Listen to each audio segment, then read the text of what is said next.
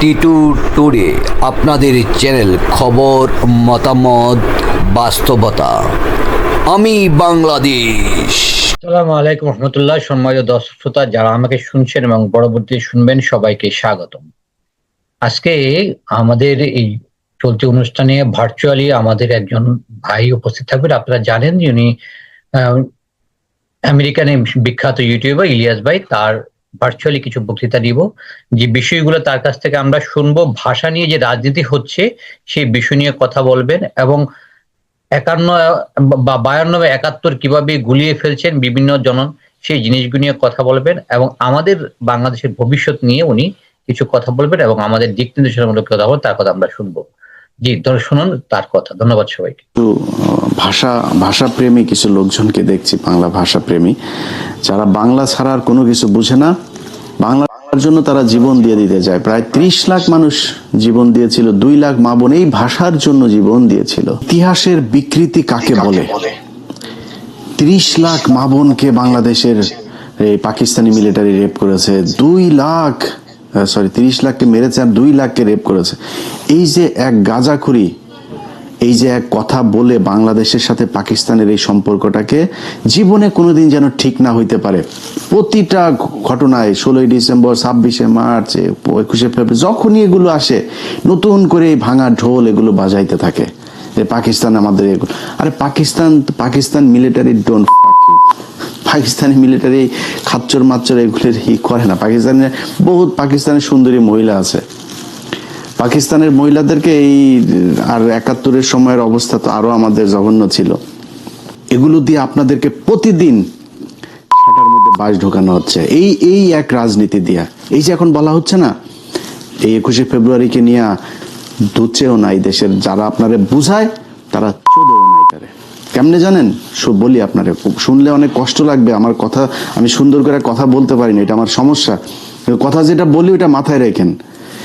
এই যেই এমপি মন্ত্রী, যে বাঞ্চোতেরা আপনারা এগুলি শিখায়, এই যে ভাষা, একজন টকশোতে এক বিজ্ঞ এক মাদারি বলছে যে বাংলার সাথে এই যে ইংলিশ মিক্স আপ করে কথা বলা, এটা পুরোপুরি করতে হবে। হাসিনা একবার করেছিল।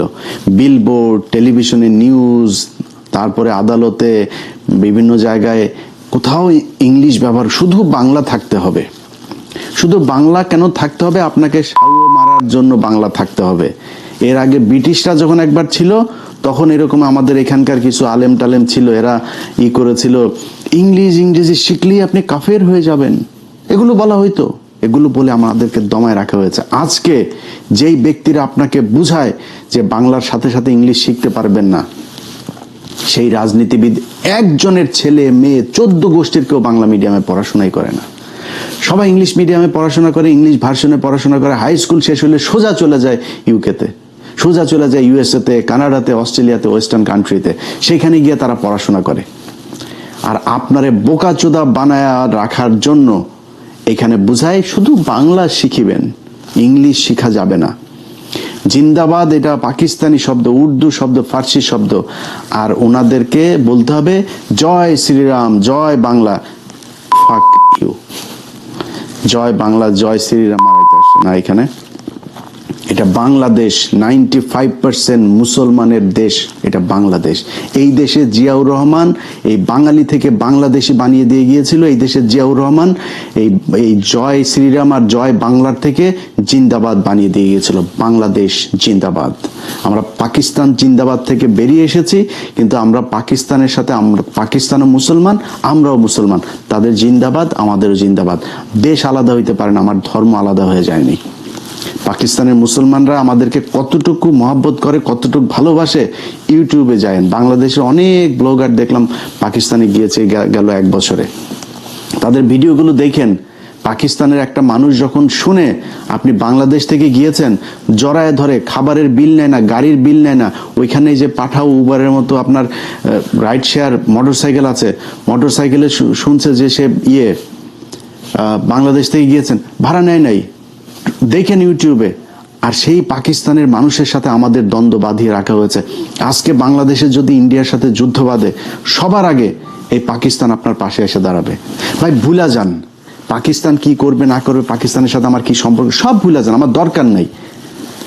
কিন্তু আপনি পাকিস্তানের সাথে এই সম্পর্কের এই যে কৃত্রিমভাবে তৈরি করে এটার মাধ্যমে যখন আপনি ভারতের সাথে সম্পর্ক ভালো করার জন্য চেষ্টা চালাবেন, তখন আপনার এই দেশকে সারা জীবন আপনার মৃত্যু পর্যন্ত এটাই গোলামী রাজ্য হিসাবে আপনি করে। আজকে আজাদি শুনলেও তাদের কষ্ট লাগে। আর ওটা আজাদি মানে এটা কি? আমি আজাদি চাবো না, আজাদি শব্দটা শুনে তাদের কষ্ট হইতেছে। ইনকিলাব জিন্দাবাদ, এই জিন্দাবাদ বাংলাদেশে যতদিন থাকবে ততদিন বাংলাদেশ থাকবে, এবং যতদিন এই জিন্দাবাদ বিএনপির সাথে থাকবে ততদিন বিএনপি বাংলাদেশে থাকবে, তারপরে বিএনপি থাকবে না। কেন থাকবে না জানেন? আপনি যেদিন বাংলাদেশি থেকে বাঙালি হবেন, পশ্চিমবঙ্গ, ওয়েস্ট বেঙ্গল আর ইস্ট বেঙ্গল হয়ে যাবে, এবং ওই বাঙালি আর আমার মধ্যে কোনো পার্থক্য থাকবে না। যেই কালচার ঢুকানোর জন্যই আপনাকে এই যে পয়লা বৈশাখ করানো হয়, এই পয়লা বৈশাখে পেঁচা পুচা যা আছে সব তাদের দেবদেবীর আপনার প্রতীক, এগুলোকে আপনাকে দিয়া পূজা করানো হয়। আমারে ছোটবেলা থেকে গরুর রচনা শেখানো হয়েছে। আমি কোরআন শরীফ শেখার আগে আমার দেশের মানুষকে গরুর রচনা শিখতে হয়েছে। পৃথিবীর এই বাংলাদেশের মানুষ, অন্তত সব দেশে থাকেন, একজন মানুষ আমার এই ভিডিও যত হাজার লক্ষ মানুষ দেখবেন, একজন মানুষ বলবেন আপনি পৃথিবীর কোন দেশে যায় তারপরে দেখেছেন যে গরুর রচনা পড়ানো হয় ছোট বাচ্চাদের। আমারে কোনো কিছু না বললেও আগে গরুর রচনাটা পড়তেই হবে। পাটের রচনা ছিল, অনেক রচনা ছিল, আপনার আগে গরুর রচনায় শিখতে হবে। এবং এইটা মোস্ট আপনার মানে একটা থাকতো, পসিবিলিটি থাকতো, এটা আপনার এক্সামে আসবেই। মেট্রিক পর্যন্ত এই গরুর রচনার এই বিশাল গুরুত্বপূর্ণ এক রচনা। আরে ভাই, গরুর যদি আপনি পশুর পার্টস যদি শিখতে চান, আমি সায়েন্সের স্টুডেন্ট, আমাদেরকে ব্যাং দিয়া নানান কিছু দেখানো হইতো, বায়োলজির বিশেষ করে। তো আপনি যদি মানে যদি ওই কারণে পশুর সায়েন্সের কারণে যদি পশু শিখতে ব্যাং শিখেন, ব্যাঙের অঙ্গ প্রত্যঙ্গ কি কোথায়, তো গরু কোত্থেকে আসলো, এইটা আপনার মাথায় নিতে হবে যে আমাদেরকে সূক্ষ্মভাবে এইভাবে এই পূজা করানোর জন্য এগুলো করা হয়েছে। এবং বিএনপি যদি মনে করে আজকে তারা এই যে জামাত, আওয়ামী লীগের বিভিন্ন জায়গায় অফিস টফিস খুলে দিচ্ছে, তারা যদি মনে করে জামাতের চাইতে বেটার অপোজিশন হচ্ছে গিয়ে আওয়ামী লীগ, তারা তাদেরকে নিয়ে আসতে পারে। এবং এইভাবেই যদি বিএনপি নিজেদেরকে বাংলাদেশি থেকে বাঙালি, জিন্দাবাদ থেকে জয় বাংলায় নিয়ে যাইতে চায়, তাইলে বাংলাদেশে বিএনপি বলে কোনো দল দরকার হবে না। মানে একই জায়গার মধ্যে আপনি দুইটা একই same product, same quality, same দাম, দুইটা দোকান যদি থাকে, তো কেউ দুই দোকানে যাবে নাকি? একটাতেই যাবে। আমার একটা আছে, ওইটাতে যাওয়া দরকার, নতুন আরেকটা দোকান দরকার কি? আওয়ামী লীগ তো জয় বাংলার জন্য আছে, আওয়ামী লীগ জয় শ্রীরামের জন্য আছে, আওয়ামী লীগ এই বাঙালির জন্য আছে, আপনার দরকার নাই তো। এখন আপনি যদি মনে করেন এখন একটু পজিশন ভালো না, আপনি মনে করছেন এই চারিদিকে সব আপনার প্রশাসন, আপনার মিডিয়া, আপনার ইন্ডিয়া, আপনার সব হামারা, এটা যে মনে করেন না, এই দিন থাকবে না আপনার। আপনি সময় দেন, ইন্ডিয়া কখনোই তার সবচেয়ে বেস্ট চয়েস হচ্ছে আওয়ামী লীগ, আপনি সেকেন্ড চয়েস। বিএনপি বাংলাদেশে ইন্ডিয়ার জন্য সেকেন্ড চয়েস, তারা ফার্স্ট চয়েস রেখে কখনোই সেকেন্ড চয়েসে আসবে না। সো তারা 2 দিন পরে সামনে নির্বাচনে যখন আপনি আওয়ামী লীগকে রাজনীতি করার সুযোগ দিবেন, জামাত ইসলামের এই পলিসিও মাথায় আছে, তারা যদি পরিস্থিতি খুব খারাপ দেয় তারা রাজনীতি করবে না। আমি এটা জামাতের মানে কেন্দ্রীয় কোনো পলিসি না, আমি জামাতের কেউ না, যেহেতু আমি তাদের কোনো, একজনের সাথে কথা হচ্ছিল, মানে উনি বলছিলেন যে ভাই আমাদের বেশি চাপাচাপি করলে আমরা পলিটিক্স বাদ দিয়ে দিব, আমাদের মানুষ তৈরি করার দরকার, আমরা মানুষ তৈরি করব, 10 বছর 20 বছর 25 বছর পরে দেখা যাবে কি হয়। যদি সরে যায় আপনি আওয়ামী লীগকে নিয়ে রাজনীতি করবেন, আপনি মনে করছেন যে ও আমরা তো এখন উপরে আছি, আওয়ামী লীগ আমাদের পিছনে এসে চামচার মতো ঘুরবে। শোনেন ভাই, সরাসরি একটা কথা বলি, একটা এলাকায় 2 শ্রেণীর বাটপার আছে, একটা দুর্নীতিবাজ বাটপার, এই চোর সেচ্চর আছে দুইটা, একটা আওয়ামী লীগের আর একটা বিএনপির চোর সেচ্চর বাটপার এগুলো সব এদের মানে দুর্নীতি করে, চুরি করেই তাদের চলার ইচ্ছা, এই জন্যই তারা রাজনীতি করে, রাগ ঢাক রাখার কিছু নাই। কিন্তু তাদের টার্গেট হলো কি, তারা খুব ভদ্রভাবে থাকে, একটু ভদ্র কিসিমের, অসহায় কিসিমের এই চোর বাটপার গুলি হলো বিএনপি করে। আর আওয়ামী লীগের গুলো হলো দুর্ধর্ষ, তারা খুব ক্রুয়েল হয়, খুব হিংস্র হয়, এই টাইপের চোর বাটপার গুলো আওয়ামী লীগ করে। আপনি তারে প্যারালালি চলতে দিবেন আর আপনার পিছনে সে চলবে, এই ক্ষমতা আপনারও নাই, এই মিডিয়াও সেদিন থাকবে না আপনার পক্ষে, এই ইন্ডিয়াও থাকবে না, প্রশাসনও থাকবে না। সো খুব কেয়ারফুলি আপনাকে আওয়ামী লীগকে হ্যান্ডেল করতে হবে।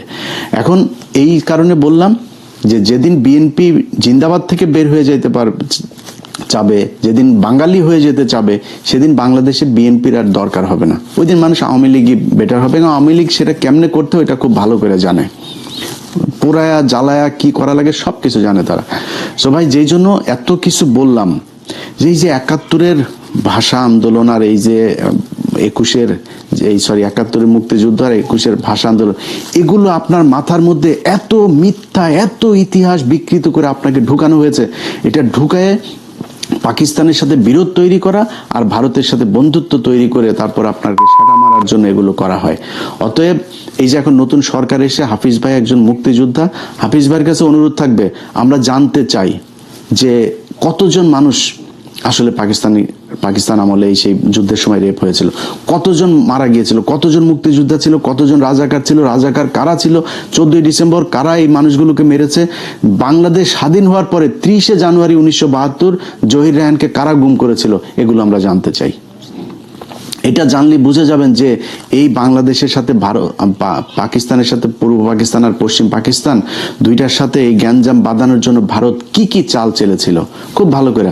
আর এই যে আপনার মানুষজন ইতিহাস এগুলো বলে না যায় না শুই না, ভাই আপনার কাছে অনুরোধ, একটু শুই নেন, নিজেরা প্রশ্ন করেন যে যদি অনেকে বলে যে 30,000 মানুষ বা 3 লাখ মানুষ মারা গিয়েছিল, ভাই 3 লাখ মানুষ যদি মারা যায় থাকে, তারপরে আপনার গ্রামে অন্তত 5 জন মানুষ মারা যাওয়ার কথা। আপনি আমার দেন তো 3 লাখ মানুষ কোথায় পাকিস্তানিরা মেরেছে, কোন বাংলাদেশিকে পাকিস্তানিরা, কোন মুসলমানকে পাকিস্তানি মিলিটারি মেরেছে, একটাও দেখাইতে পারবেন না। খুব রেয়ার কেস যে কেসগুলো, সেগুলো সব মিলিয়ে যদি আমার মনে হয় খুব বেশি, যেটা শেখ মুজিব যেই কমিশন গঠন করেছিল 7,000-8,000 মানুষ পেয়েছিল। একটা যুদ্ধ, দেশ স্বাধীন হয়ে যাওয়ার যুদ্ধের মধ্যে এটা খুবই স্বাভাবিক একটা ব্যাপার। আমরা চাই না একজনও মারা যাক, একজনও রেপ হোক, আমরা চাই না, কিন্তু আমরা হিসাবটা জানতে চাই। আমরা চাই একজন মুক্তিযোদ্ধা 20,000 বেতন পায়, 20,000 না, তার ভাতা তার 20 লাখ দেয়া হোক, যদি আসলেই সে মুক্তিযোদ্ধা হয়ে থাকে। আসল মুক্তিযোদ্ধার সংখ্যাটাই আমরা জানি না। এটার নাম মুক্তিযোদ্ধার প্রেম, এটার নাম মুক্তিযুদ্ধ ভালোবাসা কেউ করতে চায় না। কারণ কি, এইটা দিয়ে ইন্ডিয়া চায় আমাদেরকে এই যে 30 লাখ আর 2 লাখের এই গান শোনাইতে। আমরা এই গান আর শুনতে চাই না। ভাই, পাকিস্তানের সাথে বাংলাদেশ জীবনে এক হবে না, এক হওয়ার দরকারও নাই। বাট পাকিস্তান আমার মুসলমান ভাই, পাকিস্তানের সাথে আমার সম্পর্ক ভালো রাখা উচিত। পাকিস্তান আমার যে কোনো সমস্যায় সবার আগে, যে ক্রিকেটে দেখেছেন না এগিয়ে এসেছে না, প্রতিটা জায়গায় আপনাকে গ্যারান্টি দিলাম পাকিস্তান সবার আগে এই বাংলাদেশের মুসলমানদের জন্য এগিয়ে আসবে।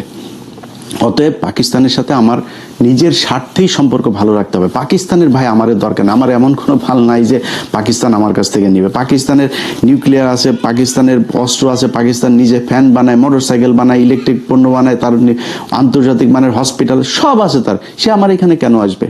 এই গ্যাঞ্জাম থেকে ভাই বের হয়ে আসতে হবে।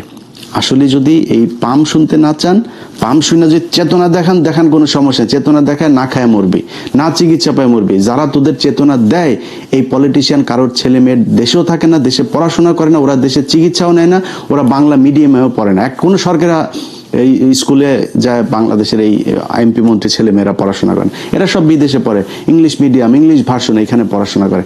আপনাকে বোকাচোদা বানায় রেখে দিয়েছে। আল্লাহ হাফেজ।